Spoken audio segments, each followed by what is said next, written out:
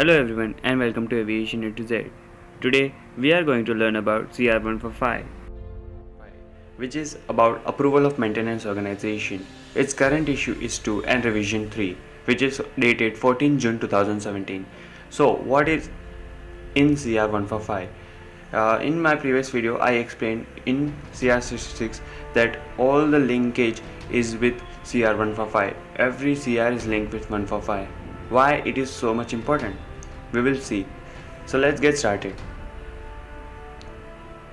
This is the first content section in which there is section A and section B. The section A is technical requirement, which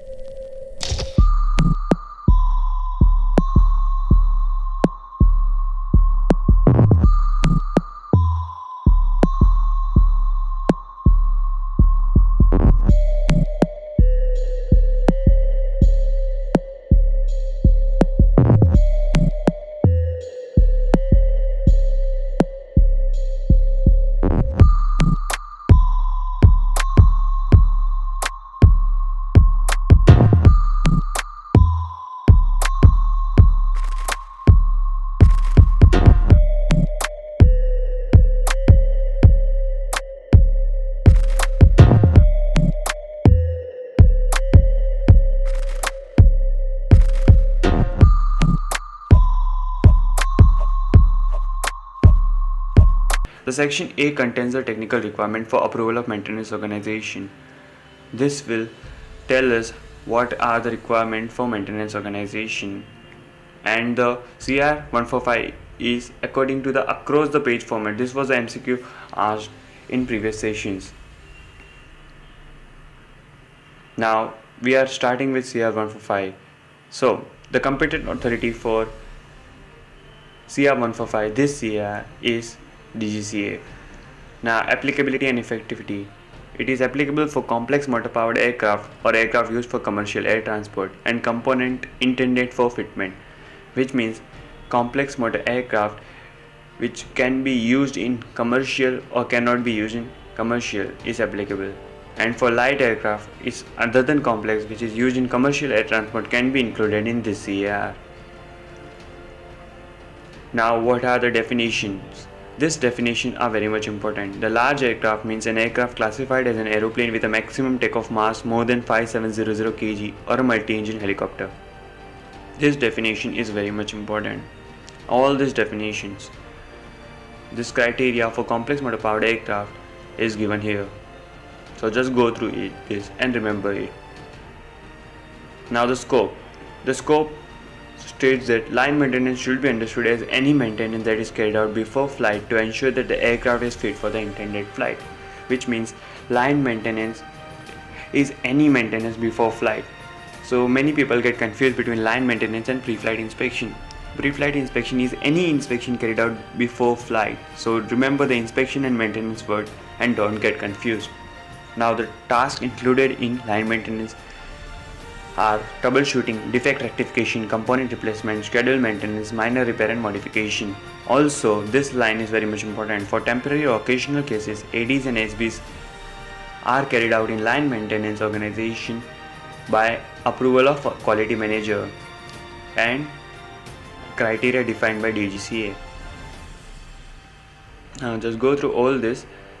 Now there are actually 4 types of organization: the smallest maintenance organization, the small organization, the medium maintenance organization, and the large maintenance organization. Now we will be looking for smallest and small organization in this scope.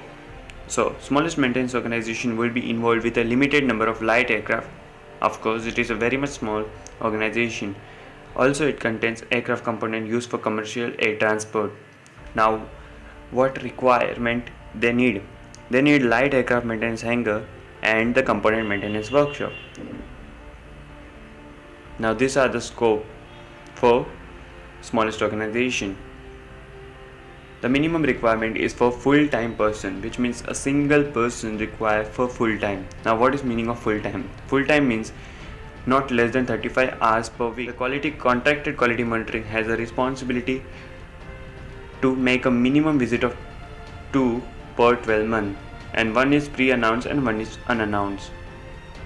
It is a responsibility of organization to comply with the finding, which means the smallest organization must comply with the finding of contracted quality monitoring. What do you mean by finding? Finding means some faults like your hanger is not actually as per the criteria mentioned in DGCA sections as per the hanger. Your fire extinguisher is not updated, it is expired. So all this criteria given by quality monitoring organization must be fulfilled by smallest organization as well as other organization, which we will see. Now the small organization, in this up to 10 maintenance person involved and 2 full-time persons. One is maintenance engineer and other is quality audit engineer. Now just go through this criteria, and now how to apply to get a maintenance organization approval. An application for issue or variation of an approval shall be made to DGCA in a form and manner established by DGCA, which is CA Form 2. Also, CA Form 6 approval recommendation report shall be used for grant change. It is necessary to send with CA Form 2. The CA Form 6 and CA Form 2 are sent to DGCA for getting approval. Now terms of approval. According to 88 specification, you are required to get approval for category C, component rating, which means for component workshop. You can go through this. The last two, the water ballast and water propulsion augmentation, are the newly added and has 88 chapter number 41 and 84. Now facility requirement is very much important. So you need specialized workshop and bay and have particular protection from weather elements. For base maintenance of aircraft hangars are both available and large enough to accommodate aircraft. For component maintenance, component workshop are large enough to accommodate components. Similarly, you need office accommodation for good aircraft maintenance standard working. Then working environment should be as per standard condition, and the working environment must be such that the effectiveness of personnel is not impaired. The temperature should be minimum, or you can say appropriate standard temperature. Contamination should be prohibited. Lighting should be sufficient. Noise should be reduced, or if it is excessive then use the personal equipment, and the specific condition identified in maintenance data. So the facility requirement of the for the particular maintenance task is given in maintenance data. This was the MCQ, or you can say DGCA question. Now secure storage facilities. Now storage condition should be that serviceable component and material should be segregated from unserviceable aircraft component, and storage are in accordance to manufacturer's instruction. So remember, all the facility condition is as per maintenance data and the storage condition is as per manufacturer's instruction. Don't get confused. And the access to storage facility is restricted to the authorized person only. Now what is proof of tenancy? When hangar is not owned by the organization, they need to require a proof of tenancy. Now for example, if you are a smallest organization or small organization working in line station for some small aircraft, but you don't have a hangar facility, but during rain or heavy storm you need a hangar. For that you have a contract with Jet Airways, for example in a Mumbai base, where you need to have a hangar in these conditions. So Jet Airways will provide you the hangar during such conditions. So this is known as proof of tenancy. It is written in these words, but example is much clear. For line maintenance, aircraft are not essential, but it is recommended to access to hangar accommodation during minor schedule work and lengthy defect rectification. Now storage facility should be clean, well ventilated and maintained at constant dry temperature.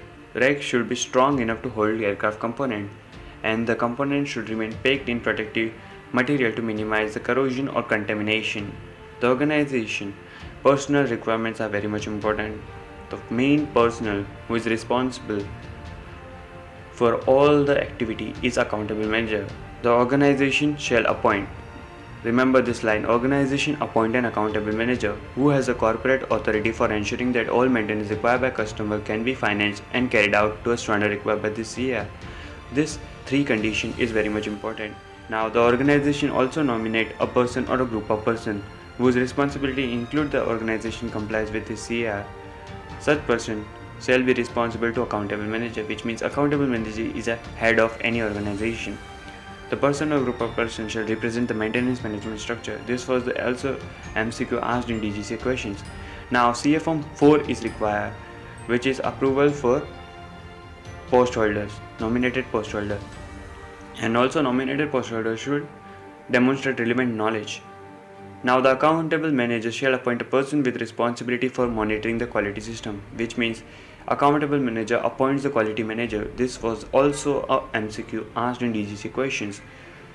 So just remember all these things I am telling you.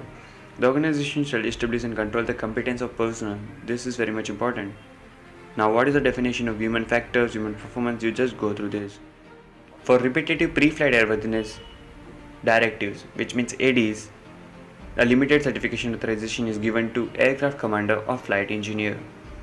Now, in case of aircraft operating away from supported location, also a limited certification authorization is given to commander or flight engineer.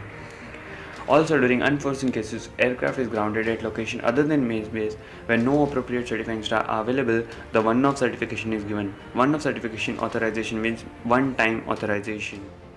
Unforeseen cases shall be reported to DGCA within 7 days.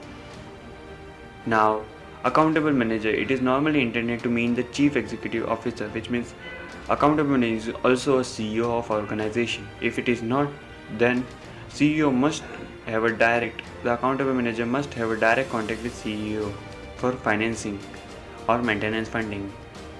Depending upon the size of organization, the CR 145 function may be subdivided into individual members or managers.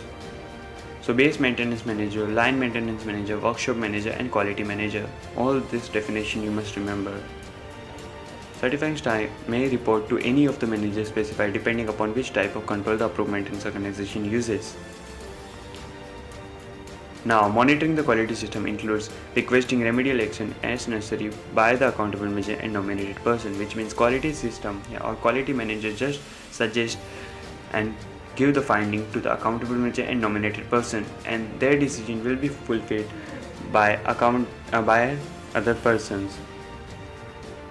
Now what do you mean by employed? Employed means a person is directly employed on full-time basis, while contracted means employed through another organization or contracted by another organization.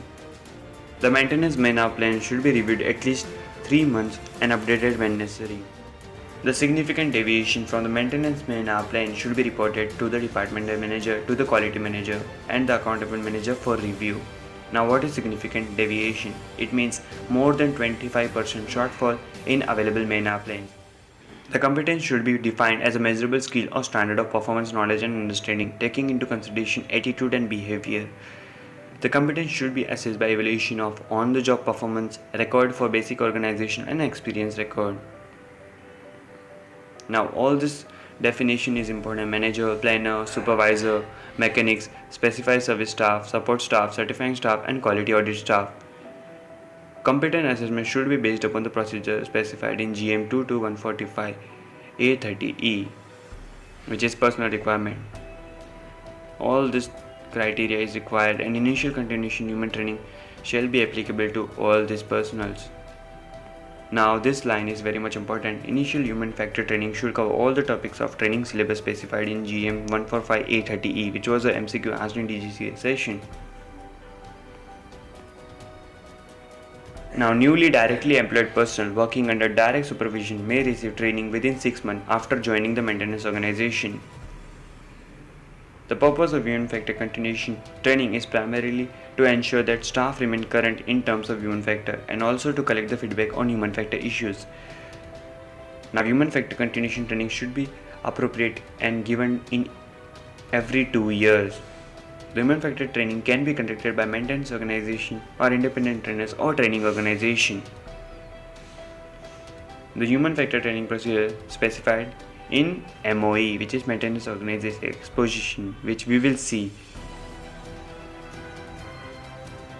Now all these things are very much important. Just go through this because it is taking too much time to define each and everything. Now, for issue of limited certification authorization, the commander or flight engineer should hold either a valid air transport pilot license or commercial pilot license. For flight engineer, license in accordance with the Schedule 2 of aircraft rule or a national equivalent acceptable to DGCA. Now, what is Schedule 2? I will explain it in my further videos. Also, completion of adequate maintenance airworthiness regulation training, completion of adequate task training and procedural training is required. The authorization should have a finite life of 12 months, which means limited certification authorization is given for 12 months only. So, organization quality department will need to assess each situation individually prior to issuance of a one-off authorization. The organization responsible for quality audit will give the one-off authorization. A copy of present credential will be kept for at least 3 years from its issuance by a maintenance organization. This is about human factor training. Now, the theoretical training is of 100 hours for limited certification authorization and include airframe, electrical power plant, flight instrument systems. The practical skill training provided by organization approved under 145 is given, which is including 35 hours practical experience and are included following things. The certificate of satisfactory completion is given after successful completion of the course or technical training. Now we are going to study about certifying and support staff. The certifying staff is a staff having the authority to certify the aircraft or a component. Now what is support staff? Support staff means those staff holding an AME license under CR 66 in category B1, B2 or B3 with appropriate aircraft ratings, working in a base maintenance environment while not necessarily holding certification privileges. Now, what is certification authorization? It is an authorization issued to certifying staff by an organization which specify the fact that they may sign certificates of release to service within the limitations stated in authorization on behalf of approved organization. Now, an organization shall ensure that all certifying staff and support staff are involved in at least 6 months of actual relevant training or component maintenance experience in any consecutive 2 years period. For its recency, authorized person means the official of DGCA who has a responsibility for the oversight of maintenance or aircraft or component. Now, the person responsible for quality system shall also remain responsible on behalf of organization for issuing certification authorization to certifying staff. The quality manager is responsible for issuing certification authorization to certifying staff. This was the MCQ asked in sessions. The organization shall maintain a record of all certifying staff and support staff, which shall include all these details. Can be asked in your MCQ. Now, certifying and support staff shall produce their certification authorization to any authorized person within 24 hours. Now, authorized person is DGCA personnel. The minimum age for certifying staff and support staff is 21 years. Now, don't get confused with the age of becoming an AME. It is about telling about becoming a certifying staff or support staff. So, if you are from category B2 aircraft maintenance license holder and you want to perform a task on category A or task of category A license holder, then you must have a 6 months of documented practical experience on that task. The organization should hold copies of all documents, at least the competence and recent experience. Now, the record may be kept in any format but should be controlled by organization's quality department. This thing is very much important. DGCA officials are authorized person while investigating the records, which means during audit, DGCA officials will ask for any record of any person. That's it for today, and I hope you got a clear idea of what I taught today. In our next part, we will continue from 145A40, which is equipment and tools. And for any query, you can comment me in a comment box and hit a like button. Join the WhatsApp group. The link is provided in the description where we can discuss and provide notes. Finally, subscribe the channel for all module related updates and aviation stuff, and click on the bell icon to not miss my videos. Follow the Instagram page for cool aviation stuff.